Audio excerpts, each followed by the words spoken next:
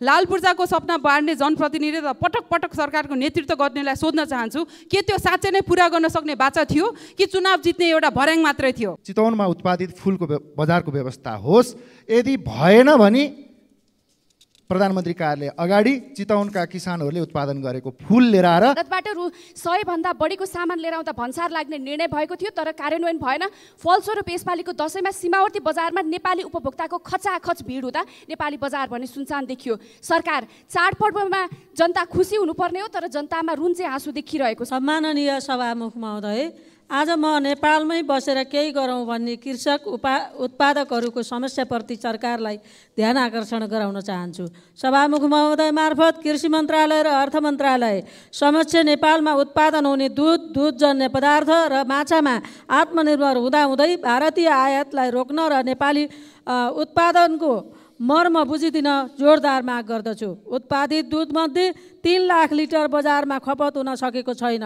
उता दुग्ध विकास संस्था र निजी डेयरीबाट करिब 7 अर्ब बक्यौता रकम किसानले पाएका छैनन्। अविलम्ब भुक्तानी गरियोस्। नेपाली किसानले उत्पादन गरेको दुध, माछा, तरकारी लगायतका उत्पादनको उचित मूल्य पाउने वातावरणका लागि खुला सीमामा प्रभावकारी अनुगमन बढाइयोस्। नेपाली उखु उत्पादक किसानको बक्यौता रकम तुरुन्त भुक्तानी होस् र धानको समर्थन मूल्य तोकिसकेकोले किसानको धान खरिद प्रक्रियामा सुरु गरियोस्, ताकि किसानले तिहार र छठ पर्व ढुक्कसँग मनाउने वातावरण बनोस्। नेपाली विद्यार्थी त रोक्न सकेन सरकार। मान्य सदस्य श्री विद्या भट्टराई। सम्माननीय सभामुख महोदय, सडक दुर्घटना विश्वमा अकाल मृत्युको 8औं कारण हो भने नेपालमा पहिलो कारण बनेको छ। संयुक्त राष्ट्रसङ्घले 2020 देखि 30 लाई सडक सुरक्षा दशक घोषणा गरेको छ भने 2030 सम्म दुर्घटनाको दर 50% घटाउनु पर्छ भनेको छ। तर नेपालमा 79-80 को तथ्याङ्कलाई हेर्ने हो भने 2320 जनाको सडक दुर्घटनामा परिमृत्यु भएको छ भने 28156 घाइते हुनु परेको तथ्याङ्क छ। असुरक्षित मापदण्डविहीन सडक, सवारी साधनको गुणस्तर मापनमा कमजोरी, चालकको लापरवाहीका कारण दुर्घटना नागरिक जीवनको क्षतिको एक नियति बनेको छ। सडक दुर्घटनालाई कम गर्नका लागि छुट्टै नियमनकारी निकाय आवश्यक भएकोले सडक सुरक्षा परिषदको निर्माणका लागि सम्मान्य सभामुख महोदय मार्फत सरकारको ध्यानाकर्षण गर्दछु। धन्यवाद। मान्य सदस्य श्री विनिता कुमारी सिंह।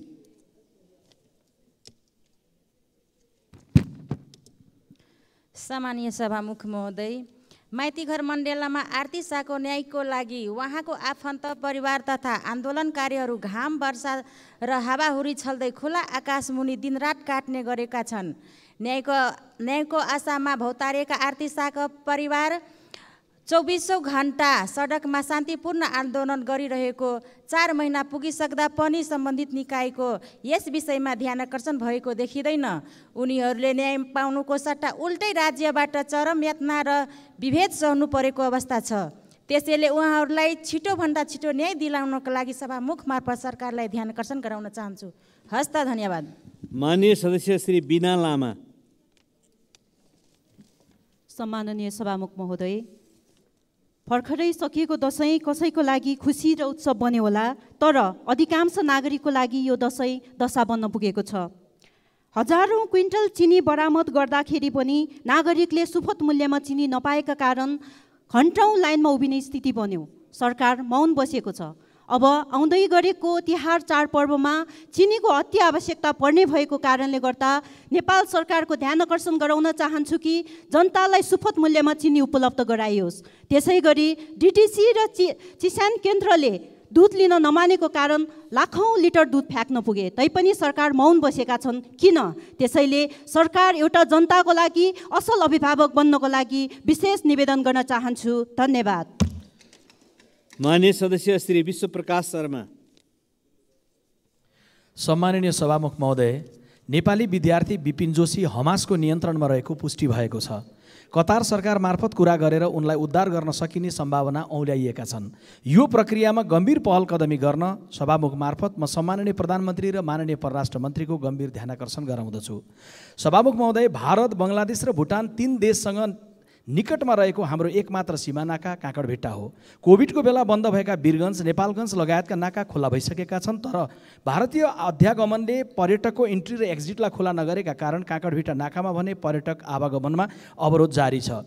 यसले त्यहाँको होटल, यातायात अनि समग्र पर्यटन र समग्र व्यवसायमा असर परिरहेको छ। स्थानीय व्यवसायीहरू गम्भीर मर्कामा परेका छन्। सरकारले अविलम्ब भारत सरकारसँग संवाद गरेर काँकडभिट्टा नाका सुचारू गर्ने व्यवस्था मिलाउन म सम्माननीय सभामुख महोदय मार्फत नेपाल सरकार समक्ष आग्रह गर्दछु। धन्यवाद। जय नेपाल।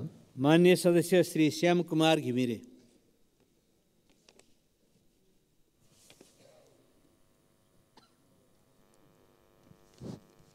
सम्माननीय सभामुख महोदय, झन्डै 10 महिना चलेको यो संसद सायद आजदेखि बन्द हुँदैछ। यो बिचमा हामीले एउटा मात्रै विधेयक पास गऱ्यौँ, ऐन बनायौँ। अब यसपछि हामी जिल्लामा जाँदैछौँ र सघन रूपमा आफ्नो जिल्लाको भ्रमण गर्ने क्रममा जनताले हामीलाई सोध्नेछन्, तिमीहरूले के गर्यौ, यो 1 वर्ष झन्डै बित्यो, हामीले के जवाफ दिने हो, त्यो हामीसँग छैन। यो संसदमा संसदीय अभ्यासमा आएको पनि हामीले 32 वर्ष बितेको छ, तर हामीले संसदलाई कति प्रभावकारी ढङ्गले सञ्चालन गर्न सक्यौँ, जनतामा संसदप्रति कति आस्था सिर्जना गर्न सक्यौँ, गम्भीर प्रश्न छन्। अहिले पनि विचाराधीन रहेका थुप्रै विधेयकहरू संसदमा आउन सकेनन्, प्रस्तुत हुन सकेनन्। धन्यवाद। माननीय सदस्य श्री शान्ति विक।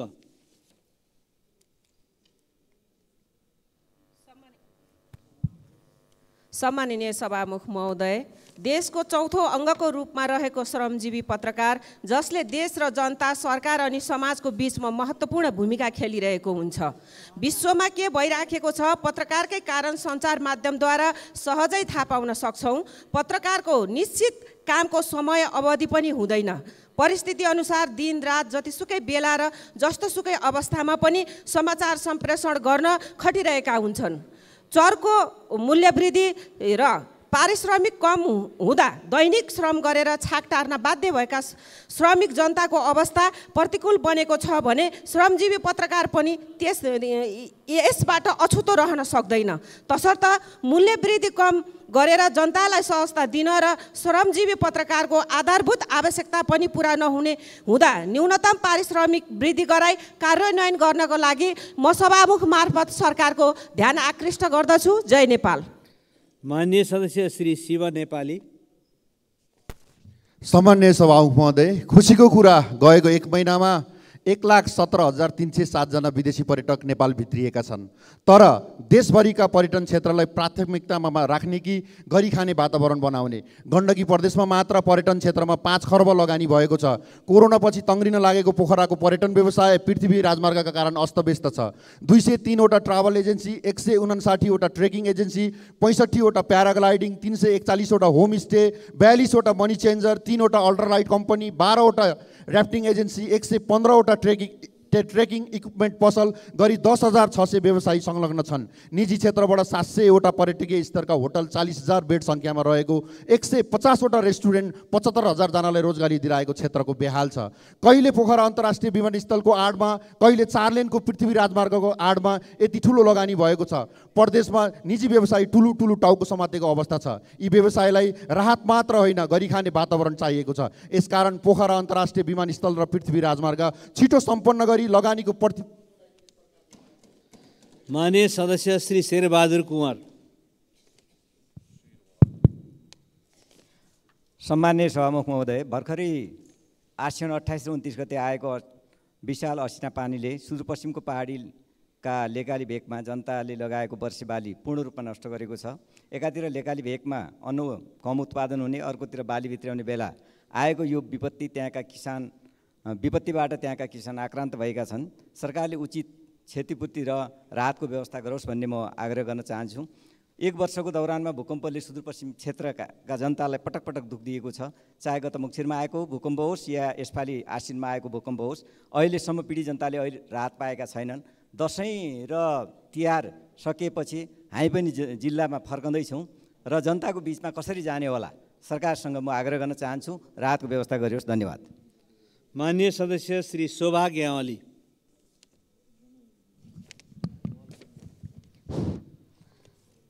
सम्मानीय सभामुख महोदय, यतिखेर मुलुकमा जात जातिको नाममा, धर्मको नाममा वा अन्य अराजक गतिविधि गरी यो व्यवस्थालाई कमजोर गर्ने काममा ज्यान फालेर अराजक तत्त्व लागिरहेका छन्।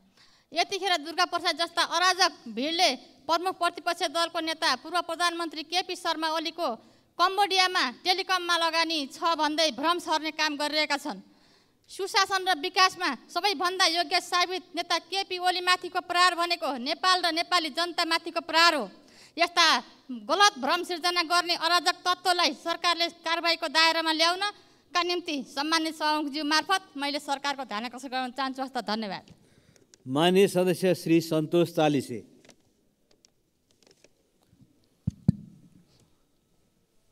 सम्मान्य सभामुख महोदय, हामीले यो वर्षको बजेट प्रस्तुत गरेको लगभग 6 महिना बित्न लागिसक्यो र आजसम्म बाटोघाटो पुल पुलेसा जति पनि बजेटमा बोलिएका कुराको कुनै पनि सुरुवात भएको देखिँदैन। काठमाडौँबाट हेटौँडा जाउँ त्यही हालत छ, काठमाडौँबाट पोखरा जाउँ त्यही हालत छ, काठमाडौँबाट भैरवा जाउँ त्यही हालत छ। र हिजो कबाडी सामानहरू 2 महिनाभित्र लिलाम गरिनेछन्। राज्य सङ्कटमा छ, आर्थिक अवस्था कमजोर छ। यसलाई व्यवस्थित गर्नका लागि व्यापक रूपमा कबाडी सामानहरू, अर्बौँका कबाडी सामानहरू 2 महिनाभित्र लिलामी प्रक्रिया सुरु गरिनेछ। त्यो कहाँ पुग्यो? यो जङ्गलबाट काठ दाउरा 2 महिनाभित्र प्रक्रिया पुरा गरेर निकाल्ने, त्यो 20 खर्बको चाहिँ नि सम्मको हुनसक्छ भन्ने कुरा 2 महिनाभित्र त्यसको कार्यविधि बन्ने भने कहाँ पुग्यो? र विकास निर्माणमा माननीय सदस्य श्री सरस्वती बजिमय। सम्माननीय सभामुख महोदय, धनुषाकी 22 वर्षीय आरती शाहको गत जेठ 7 गते मृत अवस्थामा माइती पक्षले हस्पिटलमा पाए। घर पक्षले झुन्डेर मरेको भने तापनि नील डामहरू हेर्दा सबैले मारेको भन्ने थाहा पाउने कुरा भयो। माइती पक्षले किटानी साथ प्रहरीमा आरतीका ससुरा श्रीमान लगायतलाई पटक पटक जाहेरी दर्ता गर्न खोज्दा प्रहरीले किन दर्ता गर्न मानेनन्? प्रहरी भनेको नारीको लागि होइन र? सभामुख महोदय, माइती पक्षकाहरू माइती घर मण्डलामा धर्ना बसेको छ न्यायको लागि, तर उनीहरूप्रति ज्यान मार्ने धम्की, कुटपिट, अमान्य व्यवहार भएको छ। जो कसैले गरेको भए पनि यस निन्दनीय कार्यको घोर भर्त्सना गर्दछु। दाइजोको कारणले ज्यान गुमाएकी आरती शाहको लागि न्यायको माग गर्दछु। धारा 38(3) मा भएको महिलाको हक संविधानमा तथा अन्तर्राष्ट्रिय महासन्धिमा हस्ताक्षर गरेको दायित्व पुरा गर्न सभामुख मार्फत सरकारको ध्यान। माननीय सदस्य श्री सराज अहमद फारूकी। सम्मानीय सभामुख महोदय, एकजना सम्मानित मतदाताले मलाई यो लेखेर पठाएको पीडा भन्नुभएछ। न सरकार मेरी है, न रोब मेरा है, न बड़ा सा नाम मेरा है। मुझे तो बस एक बात का गर्व है कि मैं नेपाली हूँ और नेपाल मेरा है। युवाहरू खाडी देशमा जान बाध्य भएछन्। सरकारको ध्यान छैन। सरकार छ, अनुभूति जनताले पाइराखेको छैन। जतातता अराजकता छ, भ्रष्टाचार छ, महँगी आकाशिएको छ। सरकारको ध्यान आकर्षण सभामुख महोदय मार्फत गराउन चाहे। त्यस्तै कपिलवस्तु जिल्लाको कृष्णनगर भन्सार नाका इमिग्रेसन अफिसको व्यवस्था गर्नुपर्ने कतिपटक म यहीँ सदनमा आफ्नो कुरा राखिसकेछौँ। सरकारको ध्यान गएको छैन। पर्यटक आउने त्यो राम्रो चाहिँ सुविधा भएको कृष्णनगर भन्सार आजसम्म चाहिँ पर्यटकबाट या इमिग्रेसनबाट चाहिँ वञ्चित छ। यसलाई व्यवस्था सरकार। माननीय सदस्य श्री सरिता भुसाल। सम्माननीय सभामुख महोदय, नेपालले विगत 3 वर्षदेखि अन्तर्राष्ट्रिय बजारमा घिउको निर्यात गरिरहेको छ। नेपाली घिउ विश्वका 5 मुलुकहरू जापान, भारत, क्यानाडा, हङकङ, अस्ट्रेलियामा निर्यात हुनु पशुपालक किसानहरूका लागि सुखद कुरा हो। नेपालले यस अवधिमा 4,26,76,000 को घिउ निर्यात गरिसकेको छ। दुग्ध विकास संस्थानका अनुसार जापानमा मात्र प्रति महिना 5000 लिटर घिउ निर्यात हुने गर्छ। यसरी स्वतस्फूर्त रूपमा नेपाली दुग्ध पदार्थ र त्यसमाथि घिउको माग अन्तर्राष्ट्रिय बजारमा बढिरहेको अवस्थामा नेपाल सरकारले विशेष योजनाका साथ स्थानीय प्रजातिका चौपायाहरूबाट घिउ उत्पादन र ब्रान्डिङ समेत गरी अगाडि बढेमा नेपाली पशुपालक किसानहरूको सम्भावनाको ढोका सजिलै खुल्न सक्छ। अत नेपाल सरकारले कृषि मैत्री नीति निर्माण गरी पशुपालक किसानहरूलाई आवश्यक सुविधाहरू उपलब्ध गराएमा मात्र किसानहरू पशुपालनतर्फ आकर्षित हुने भएकोले सोको व्यवस्थापन गर्न सरकारको ध्यान आकर्षण गराउँछु। धन्यवाद। माननीय सदस्य श्री शान्ति चौधरी।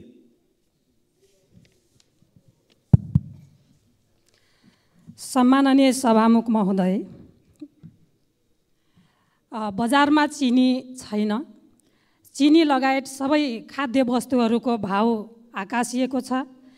तिहार छठ नजिकै आइसकेको छ र यो जतिखेर पनि हामीले चाहिँ महँगीको कुरा उठाइरहनु पर्ने, सरकारले यसलाई नियन्त्रण गर्न नचाहेर हो कि नसकेर हो, हामीले पटक पटक एउटै कुराहरू उठाउँदाखेरि हामी आफैमा खल्लोपना आउँछ। त्यसकारण यो सरकारले नियन्त्रण गर्न सक्दैन भने अर्को कुन सरकार छ, सभामुख मार्फत म प्रश्न गर्न चाहन्छु। यस्तै गरी यातायात बस र प्लेन भाडा एकदमै डबल बढेको छ। यसलाई पनि नियन्त्रण समयमा गर्नको लागि सरकारको ध्यान आकर्षण गर्न चाहन्छु। धन्यवाद। माननीय सदस्य श्री सीता कुमारी राणा। सम्माननीय सभामुख महोदय, न्यूनतम सुविधाविहीन बालबालिकाहरूका लागि शैक्षिक कार्यक्रम युसेफ नेपालद्वारा नेपालका विभिन्न स्थानमा 8 रोपनी जग्गामा बाल सुधार गृह स्थापना गरिएको र जसमा 4वटा युसेफले सञ्चालन गर्दै आइरहेको र 4वटा नेपाल सरकारद्वारा सञ्चालित हुँदै आएको यस सदनलाई जानकारी गराउन चाहन्छु। यसै गरी युसेफद्वारा सञ्चालित बाल गृहमा 800 जना नेपाल सरकारद्वारा सञ्चालित बाल गृहमा 300 जना बालबालिका र जम्मा 1100 जना रहेको छन्। सभामुख महोदय, यसका लागि महिला बालबालिका ज्येष्ठ नागरिक मन्त्रालयले 1 करोड रकम निकासा गर्ने गरेको छ। यसरी प्राप्त रकम निकासा नहुँदा पनि बालगृहमा शिक्षाको दरबन्दी पर्याप्त मात्रामा नहुनु, क्षमताभन्दा दोब्बर बढी बालबालिका राखिएको साथै सुत्ने बेड, खानेपानी, शौचालय सरसफाइमा ध्यान नदिएको र बालबालिकाहरूलाई पौष्टिकयुक्त खानेकुराहरू खाजा समेत पर्याप्त मात्रामा उपलब्ध नगराएको, यसै गरी बिरामी हुँदा इमर्जेन्सी हस्पिटलसम्म लानको लागि एम्बुलेन्सको अभाव रहेको बारेमा यस सदनलाई जानकारी गराउन चाहन्छु। सभामुख महोदय, यस्ता समस्याहरूको समाधान। माननीय सदस्य श्री सुनिता बराल। सम्माननीय सभामुख महोदय, सार्वजनिक यातायात व्यवस्थापन काठमाडौँ उपत्यकामा कति जटिल भइरहेको छ र त्यसलाई सरकारले कति धेरै उपेक्षा गरेको छ भन्ने दृष्टान्त हेर्न एक दिन सार्वजनिक यातायात चढेर हेरे पुग्छ। एकातिर साझा यातायातले लेलेदेखि बुढा नीलकण्ठ र अन्तर्राष्ट्रिय विमानस्थलदेखि नागढुङ्गा चेकपोस्टसम्मका सेवालाई विस्तार गरेर जनतालाई सहज, सुलभ, व्यवस्थित यातायातको बानी पारिरहेको छ। महानगर यातायात र अन्य यातायात कम्पनीहरूले पनि GPS, GIS नेटवर्क सिस्टम जडान गरेर आफूलाई व्यवस्थित र पारदर्शी बनाएका छन्, तर सरकार त्यस्ता प्रयासहरूलाई देखिरहेको छैन, निरुत्साहित गरिरहेको छ। 2 महिनामा खुइलिने, नाम निशान केही नहुने रातो रङ सडकमा पोख्छ र सार्वजनिक यातायातमा समाजवादको गफ सरकारले दिइरहेको छ। सार्वजनिक यातायातका क्षेत्रमा व्यवस्थित गर्नका लागि ठुला र व्यवस्थित सवारी साधनलाई सिस्टममा चलाउनेतर्फ जानुपर्छ। सवारी साधन स्टेसनमा आइपुग्ने सूचना, भाडा दर र भुक्तानी सिस्टमलाई सूचना प्रविधि प्रयोग गरेर व्यवस्थित गर्ने हो भने यसलाई सुधार गर्न सकिन्छ। यसै गरी सवारी राइडिङ सेयरिङ अहिले। माननीय सदस्य श्री सुमना श्रेष्ठ। सम्मानीय सभामुख महोदय, कमैया प्रथा अन्त्य भएको धेरै वर्ष भइसक्यो, तर मुक्त कमैयाहरूको लागि आवासको उचित व्यवस्था हुन सकेको छैन। म टिकापुर र लम्कीझुवाका मुक्त कमैयाहरूले चुनावमा लाल पूर्जा दिलाइदिन्छु भनेर भोट मागेर निर्वाचित तिनै तहका सरकारका जनप्रतिनिधिलाई चुनावको बेला बोलेको र बोकेको एजेन्डा स्मरण गराइदिनु भनेर मलाई ज्ञापन पत्र दिनुभएको थियो, त्यो म यहाँ गुन्जाउन चाहन्छु। सभामुख महोदय मार्फत लाल पूर्जाको सपना बाँड्ने जनप्रतिनिधि र पटक पटक सरकारको नेतृत्व गर्नेलाई सोध्न चाहन्छु, के त्यो साँच्चै नै पुरा गर्न सक्ने बाचा थियो कि चुनाव जित्ने एउटा भर्याङ मात्रै थियो? संविधानको धारा 37ले आवासको हकलाई मौलिक हकको रूपमा स्थापित गरेको सभामुख महोदय, तर आवासको हकको लागि लाल पूर्जा नै बाँड्नुपर्छ भन्ने लोक रेजाइको बाटोबाट भाष्यबाट माथि उठ्ने हो भने मुक्तकमाहरूको लागि गर्नुपर्ने काम कर्तव्य यो सरकारले निभाएको छैन। त्यसको लागि म जोरदार माग गर्दछु। धन्यवाद। माननीय सदस्य श्री सुशीला थिङ।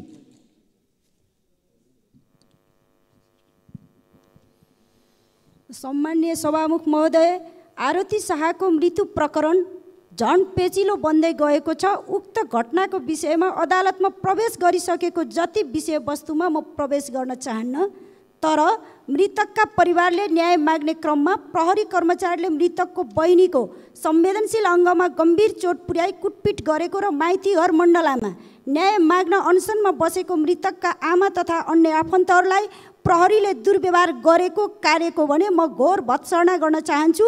उक्त प्रहरी दमनबाट आम नेपाली महिलाहरूको आत्मसम्मानमा चोट परेको हुँदा तत्काल उक्त घटनाको सम्बन्धमा छानबिन समिति गठन गरियोस् भनी म नेपाल सरकारसँग माग गर्दछु। धन्यवाद। माननीय सदस्य श्री सुशीला श्रेष्ठ।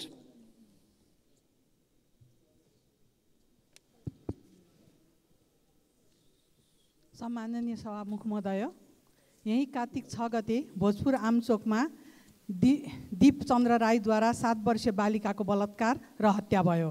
कार्तिक 8 गते मुगुरारा नपा 5 मुन्दु गाउँमा 3 जना छोराछोरी सहित आमाको सामूहिक हत्या भयो। मृतकहरूप्रति श्रद्धाञ्जली अर्पण गर्दछु। यस्ता प्रतिनिधि घटनाहरूको बारेमा जति भर्सना गरे पनि कमी हुन्छ। यस्ता घटनाहरूको चाँडोभन्दा चाँडो अनुसन्धान गरी दोषीलाई कानुनी कठघरामा ल्याई आजीवन कारावास गरियोस्। यस्ता घटनाहरू अप्रिय र निर्मम घटनाहरू दिनानुदिन किन घटिरहेका छन्? घटना घट्दा दर्तासम्म हुन हम्य पर्ने अपराधीहरू कारबाहीमा नपर्ने परिहाले पनि चिन्जान र भनसुनको आधारमा छुट्ने अवस्था रहेको छ। नागरिकहरूको जीवधनको सुरक्षा किन भइरहेको छैन? यस्तोको निम्ति राज्यको तर्फबाट अवलम्बन गर्नुपर्ने सुरक्षा नीति र व्यवस्थापनको अभाव भएको हो या नागरिक चेतना र शिक्षाको अभाव भएको? माननीय सदस्य श्री सूर्यप्रसाद ढकाल। सम्माननीय सभामुख महोदय, प्राकृतिक र संस्कृति भएको देश गरिब हुँदैन, तर हामी गरिब भयौँ। प्रजातन्त्र आएको 34 वर्ष भयो। सङ्घीय लोकतान्त्रिक गणतन्त्र आएको 8 वर्ष बितिसकेको छ। अहिले सङ्घ, प्रदेश र स्थानीय सरकार छ। यी सरकार जनताको लागि कौवालाई बेल पाएको हर्षण बर्खास्त भएको छ। जनतामा निराशा बढिरहेको छ। व्यवस्थाप्रति वितृष्णा जागिरहेको छ। अर्थतन्त्र शिथिल छ। कल कारखानाहरू प्राय बन्द छन्। युवा शक्ति विदेश पलायन भएको छ। सभामुख महोदय, जनतामा आशा जगाउन, समृद्ध नेपाल र सुखी नेपालीको राष्ट्रिय आकाङ्क्षा पुरा गर्न 2047 सालदेखि अहिलेसम्म जो मन्त्री भए, जो उच्च पदस्थ कर्मचारी भए, ठुल्ठुला बिग हाउस सञ्चालन गरे, ती सबै व्यक्तिहरूको सम्पत्ति छानबिन गर्नको निम्ति म सभामुख मार्फत नेपाल सरकारसँग जोरदार माग गर्न चाहन्छु। हस्, धन्यवाद। माननीय सदस्य श्री सूर्य थापा। सभामुख महोदय, मैले यो संसदमा पहिलो पटक आउँदा पनि भनेको थिएँ र आज वर्ष अधिवेशनको अन्तिम दिन पनि भन्दैछु। खास गरी सडक पूर्वाधारसँग सम्बन्धित विषयलाई पटक पटक उठाउँदै आएको छु। प्युठानलाई बागलुङसँग जोड्ने बागदुला मच्छी ठुलाबेसी भीमगिठे 71 किलोमिटर सडकको निर्माण विगत 10 वर्षदेखि अल्पत्र हुँदै आएको छ। यसले सिङ्गो जिल्लालाई भुक्तमान बेहोर्न बाध्य पारेको छ। यसको नयाँ ठेक्का लगाउनेतर्फ मन्त्रालय र सम्बन्धित निकायले किन तदारुकता देखाउन नसकेको हो? बजेटको स्रोत सुनिश्चित भएका यस्ता आयोजनाको ठेक्का अविलम्ब लगाई निर्माण कार्य अघि बढाउन जोरदार माग गर्दछु। साथै सिमलटारी सौतमारे मच्छी 31.8 किलोमिटर सडक खण्डको मदन भण्डारी राष्ट्रिय राजमार्ग निर्माणको ठेक्का लगाइसकेपछि पनि किन फटाफट काम हुन सकेको छैन?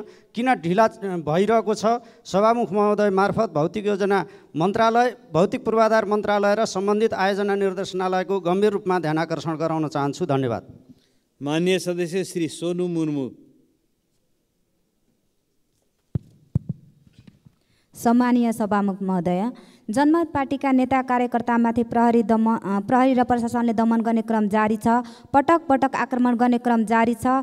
यही कार्तिक 11 गते शुक्रबार मात्र जनमत पार्टीका नेतालाई धनुषाको 3 कोरिया प्रहरी चौकीभित्र ल्याएर त्यहाँको धनुषाको विदेह नगरपालिकाको मेयर तथा प्रहरीले मिलेर कुटपिट गरेको छ। एकजना घाइते अस्पताल समेत भर्ना हुनु परेको अवस्था छ। यसरी आरती शाहको प्रकरण होस् कि जनमत पार्टीका कार्यकर्ताहरूलाई स्थानीय ठुला ठालुको निर्देशनमा यसरी प्रहरी चौकीभित्र ल्याएर कुटपिट गर्नु मधेसमा सामान्य बनेको छ। सरकार यदि आम नागरिकको रक्षा गर्न सक्दैन भने खुलेर भन्नु पर्यो। जनता आफै आफ्नो रक्षा गर्न तयार छ। मधेस र मधेसी विरुद्ध यो भेदभाव कहिलेसम्म, यो दमन कहिलेसम्म, जनमत पार्टीको कार्यकर्तामाथि प्रहरी दमन कहिले रोक्ने? सभामुख महोदय, धन्यवाद। माननीय सदस्य श्री सञ्जय कुमार गौतम।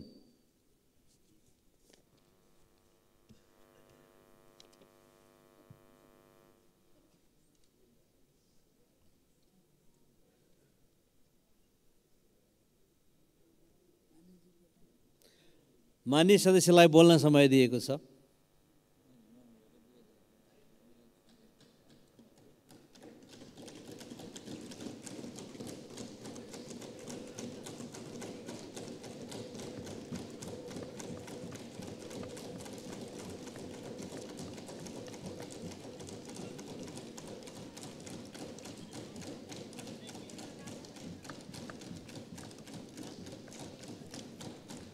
माननीय सदस्य हर्कमाया विश्वकर्मा।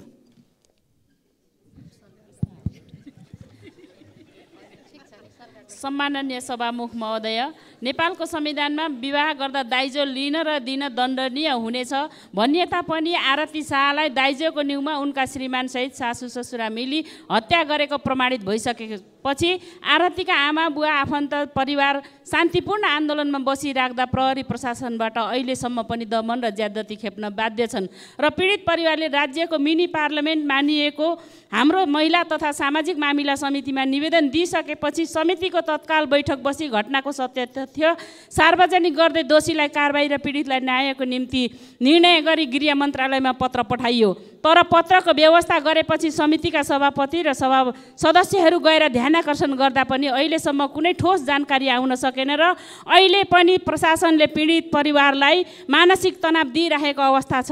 सभामुख महोदय, सरकारले संविधान र कानुनको कार्यान्वयन नगरी हत्यारालाई उन्मुक्ति दिइराख्ने हो भने गरिब निमुखा आवाजविहीन जनताले न्याय खोज्न कहाँ जाने? सभामुख मार्फत सरकार। माननीय सदस्य श्री हितराज पाण्डे।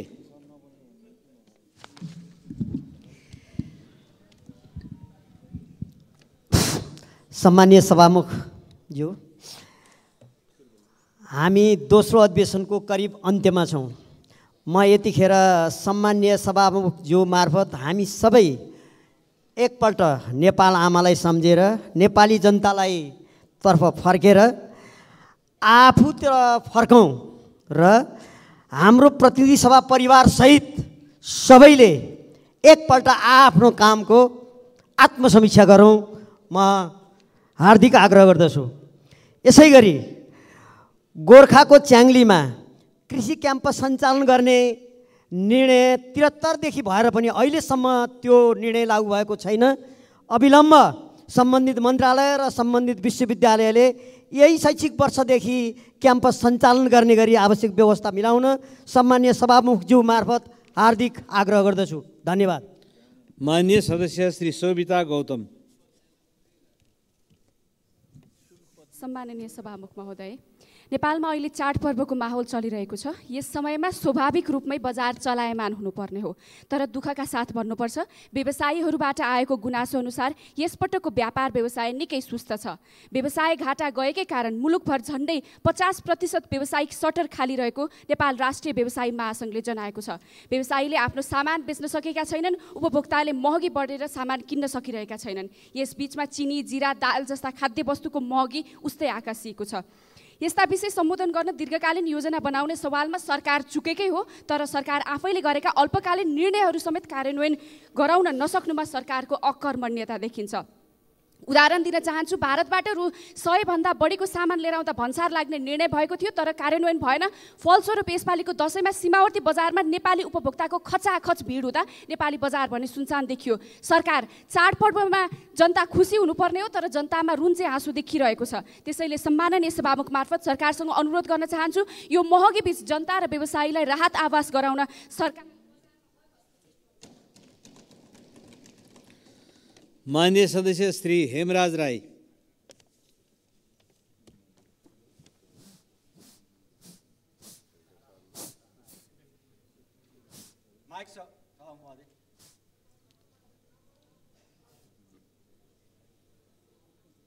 अर्को माइक हुन्छ कि?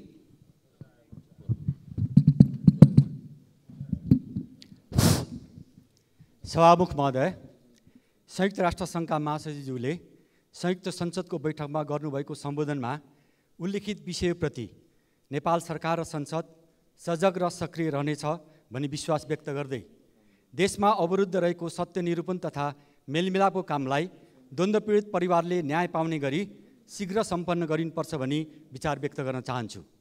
साथै गत अक्टोबर 7 मा हमासद्वारा अपहरण गरिएका विपिन जोशी लगायत सबैको बिना शर्त शीघ्र रिहाईको माग गर्दै इजरायलले हमास विरुद्धको आक्रमणको नाममा गरिरहेको प्यालेस्टाइनी जनताको आम हत्या र उनीहरूलाई आफ्नो घर र जमिनबाट बेदखल गर्दै गाजा क्षेत्रमाथि गरिरहेको भीषण आक्रमण र कब्जाको घोर निन्दा, भत्सर्ना र विरोध गर्दछु। युद्ध रोक्न संयुक्त राष्ट्र सङ्घबाट भइरहेको पहललाई सहयोग गर्न यस संसदबाट पनि प्रस्ताव पारित गर्न सहमुखबाट आवश्यक पाओस् भनी हार्दिक माग समेत गर्दछु। धन्यवाद। माननीय सदस्य श्री ज्ञानेन्द्र बहादुर कार्की। सम्माननीय सभामुख महोदय, सुनसरी जिल्लामा अवस्थित प्रसिद्ध मन्दिर 12 क्षेत्र जहाँ ठुलो सङ्ख्यामा दर्शन अभिलाषीहरू उपस्थित हुने गर्दछन्। केवल नेपालको मात्र होइन, छिमेकी मित्र राष्ट्र भारतका दर्शन अभिलाषीहरू पनि त्यहाँ उपस्थित हुने गर्दछन्। तर चतरा कोशी पुलदेखि मन्दिरसम्म करिब 3 किलोमिटर बाटोको अवस्था दयनीय भएको कारणले गर्दाखेरि त्यहाँ आउने दर्शन अभिलाषी र स्थानीय जनताले धेरै कठिनाई भोगिरहनु परेको अवस्था छ। तसर्थ सम्माननीय सभामुख मार्फत यो समस्याको समाधान यथाशीघ्र गरेर त्यो क्षेत्रको विकासका निमित्त सरकारको ध्यान जाओस् भन्ने कुरा म राख्न चाहन्छु। धन्यवाद।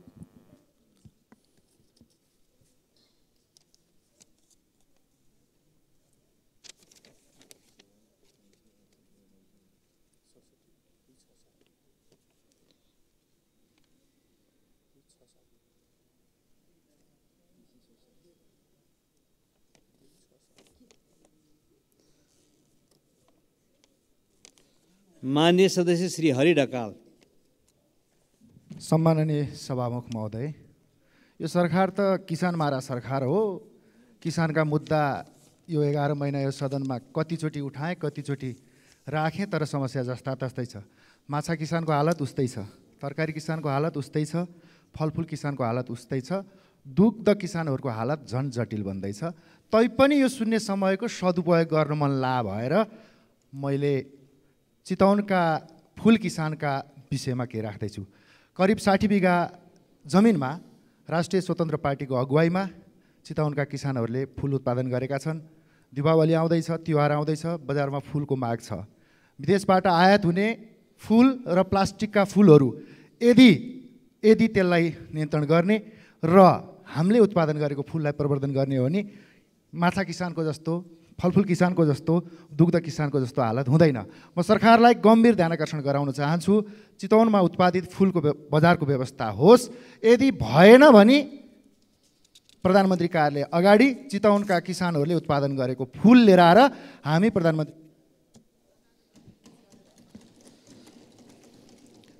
माननीय सदस्यहरू, शून्य समयमा माननीय सदस्यहरूले बोल्ने क्रम यही समाप्त हुन्छ।